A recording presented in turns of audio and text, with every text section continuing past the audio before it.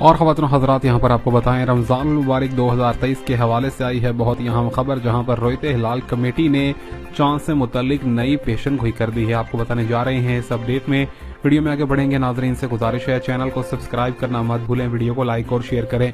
आपको बताते चलें कि रोयते हिलाल कमेटी ने चांद के हवाले से इजलास 22 मार्च को बुला लिया है। इससे कबल आपको बताएं कि ये इतलात मौसूल हो रही थी कि रमज़ान का पहला रोज़ा 22 मार्च को भी हो सकता है, लेकिन इस टाइम पर रोयते हिलाल कमेटी का जो इजलास है वो ही 22 मार्च को होगा। तो लिहाजा ये कहा जा रहा है कि अब पहला रोज़ा जो है वो हतमी तौर पर ये जो नताइज हैं 23 मार्च के हवाले से ही होंगे और पहला रमज़ानुल मुबारक का पहला रोज़ा 2023 का 23 मार्च को होगा। आपको बता रहे हैं अहम अपडेट से।